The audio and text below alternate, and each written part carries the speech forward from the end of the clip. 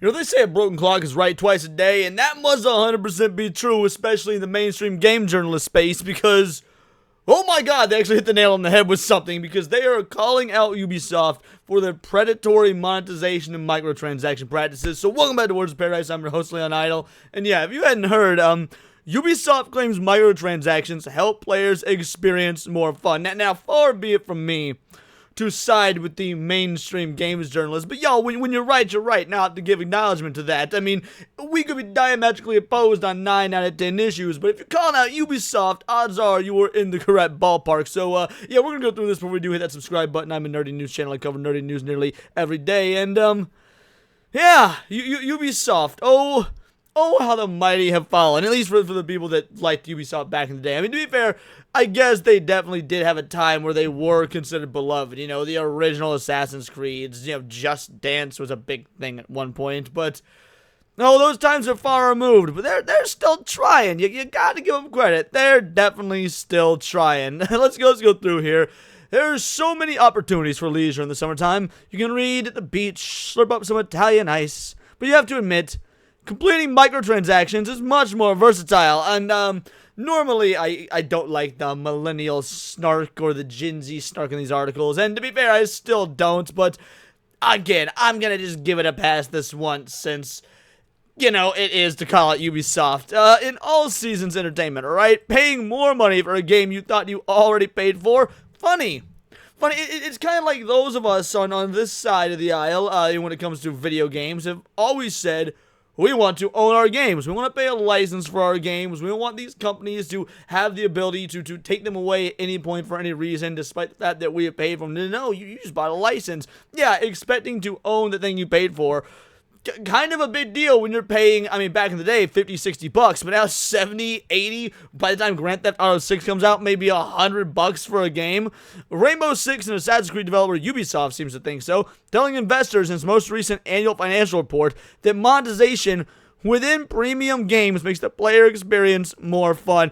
Why are you telling this to your investors? Like, do your investors care if the gamers are even having fun? No, your investors care if they're making money. This is such a weird now, if you were trying to sell this narrative to the gamers, I mean, that'd be one thing. You'd still be lying through your teeth, but at least be lying to the people you're supposed to lie to. But your investors aren't going to care if the gamer's having fun. They're just going to care if the money is being spent. But also, I want to know, how is premium games making the player experience more fun when it comes to adding microtransactions? Well, they explain that. It's always optional. There we go. That makes it more fun. Look, every video game you've ever played, more options means more fun, right? Well, okay, no, not necessarily. More options does not mean more fun. Like, if you pick up a JRPG and you've got 12 different class options, but like the game is so brokenly made that only 2 are viable, those other options don't make it more fun. Yeah, sure, you can choose one of those other class options, but if it fundamentally makes the game nearly impossible to play due to bad game design, no, the other options are going to be an exercise in patience, if nothing else. More options does not inherently mean more fun, but also, yes, it is optional to spend the money for microtransactions, but it's highly encouraged because it pretty much makes the game nearly impossible or far more limiting if you don't pay. Like, it's one thing to add a DLC mission or two to an already expansive game. You know, you've got a game that comes out, like let's say Fallout 4, and that's a meaty, thick game with a lot of replay value on its own.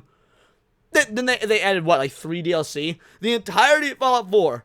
They had like 3 DLC. The same with Fallout 3. I think they had 3 or 4 DLC for that. But you could be lost in Fallout 3 for years before ever even touching the DLC. Because you know, that's how things used to work. So this is always optional, Ubisoft stresses. Players like to pay to personalize their avatars or progress more quickly. If you are given the option to pay to progress more quickly, at this point, you are not a video game. You are a mobile game. You are a gacha game, but you are being able to be played on console, which I get it. That's been a thing for years now, and it's only gotten worse and worse. But as far as personalize their avatars, bro, we used to do that back in the day. You know, Tony Hawk's Pro Skater 2, you could create your own skater. I remember creating my own skater. It was really fun. I call him Thick Stick. Yeah, I made him as skinny as possible, but like that's That's just a thing you could do. Personalize your avatar. Now, if Tony Hawk's Pro Skater 2 were to come out and be made by Ubisoft, you'd have a base set of outfits and everything else would be DLC. In fact, I think when they remade Tony Hawk's Pro Skater 1 and 2, there were a bunch of DLC outfits. I could be wrong. Maybe they were unlocked via the in-game currency. It's been a while since I played the Tony Hawk Pro Skater 2, 1 and 2 remake. But yeah, this sort of thing, it does not add more fun. It adds more stress and headache. And I don't know a single gamer on either side of the gaming debate that likes this. Like, not only are you lying to your investors about this being more fun, but you're trying to say this about gamers when gamers hate this. If there's one thing that unifies us, it is how much we hate the predatory microtransactions. It's nice that Ubisoft decided to inform its investors of that fact. Maybe it should alert its actual players next. Online gaming communities are full of screaming spirits that will only still walk the earth to punish us for our microtransactions, and to them, Ubisoft is one of the industry's major offenders. Because it is. I mean, at the end of the day, Ubisoft is an easy one to pull through, especially because they're the ones talking to the investors that's being reported on. But this is really all gaming companies now and again. Microtransactions, especially in single-player games, are the devil. And the problem is, gamers have kind of let this happen. I hate saying it, I hate being that guy, but gamers have allowed this to happen because they still buy the shit. They can't stop. Like, it's the same thing in the TCG world. It's the same thing in the trading card game world. Magic the Gathering. It doesn't matter how greedy and corpo Wizards of the Coast is. It doesn't matter how awful Magic has gotten with power creep. It doesn't matter that they've let the identity of their entire game go to shit by making it Fortnite the card game because they're doing all these crossovers. It's lost the identity of Magic the Gathering. You see all these people, I don't like the direction Magic's going. But then the Final Fantasy crossover comes out, or then the Fallout crossover, or the Warhammer 40k, and they lap that shit up because, oh, they gotta have it. Gamers the exact same way. Dude, we're drug addicts. This is what we are. We're drug addicts. But here's the thing. Here's what Ubisoft doesn't understand. And I need you to answer me this, Ubisoft. If gamers love microtransactions so much, why has all my time lately been spent playing Dragon Ball Z Budokai 3, which is a PS2 game? Or when I'm playing on Steam and, whatnot, why is my time going to indie games like Schedule 1 and Peak and Repo, or I bought it once and I've not had to pay another thing since, and it's been amazing? Or why has my other times been playing ROM hacks of old N64 games? You wanna know why? Because those are interesting and fun, and you pay for them once, if you pay for them at all in certain instances, and that's it. It's a one and done. Like, nobody wants to pay $2.99 to get a special hat in a video game. It was a cool little novelty when DLC became a thing, but just like everything else, too much of a good thing, you've absolutely ruined it. You've drained that golden goose, and now gamers are furious, because in some instances, the game itself, if it's purely cosmetic or whatnot, okay, fair enough. But in many instances nowadays, the game itself is either more difficult unless you pay for the DLC thing, unless you pay for the microtransaction to make the game fair, or the game is just incomplete. It has options that should already be in the game but are now paywalled because gamers will spend that money because they have been trained, and disgustingly so, to be okay with just opening their wallets and giving your greedy asses that money. I find it baffling that Ubisoft has implemented terrible microtransactions in every single one of their AAA games, says one Arabic Reddit thread with over 2,000 upvotes. How do you find it baffling? Again, they have trained you to do this. You become their little pay piggies, all of you, because you've let them get away with it so long and you paid for all of it. Like, people are pissed off about it now, but this doesn't just happen overnight. This has been a gradual thing. Ubisoft wouldn't be doing this if they didn't think they could get away with it. Quite literally, almost every single AAA title they've released for nearly a decade now has turned their games into the absolutely horrifying amalgamation made of greed, dollar bills, and copying machines. And again, I couldn't agree more. Now, that's not to say all video games have to be some stunning work of art like Expedition 33. Far from it. At the end of the day, the game industry is just that. It's an industry. It's a business. But if you can't make your money, if you can't make enough money by selling your single-player game to enough people because it's good enough as is, then you fucked up in way of making your game. Like, back in the PS2 days when you played Jak and Daxter, you didn't have no DLC. That game just had to be good enough on its own to sell boatloads of copies because everybody loved it. But now, you can actually sell less copies, like I imagine so many of Ubisoft games do, but they can keep the general revenue flowing because the people that do love it or are invested in it still keep paying for the season passes and for the upgrades and for the DLC and for insert microtransaction here and microtransaction there. Like, you don't actually need that large an audience. You just need a consistent audience that is willing to continue shelling out the dough. How bad are the microtransactions? Frets a Steam user on the discussions page for Assassin's Creed Shadows. I can't stand when companies dump a ton of microtransactions, especially, again, in a single-player game. Like, all criticisms of Assassin's Creed Shadow aside, this was one of the biggest controversies that didn't have to do with a Black Samurai that I know I covered. I know many other people covered. Bro, they had like $180 or $130, whatever, Ultimate Mega Edition Deluxe version of the digital game. And on top of that, you had microtransactions in a single-player game. Like, I don't even like the fact that games like Fortnite and whatnot do it.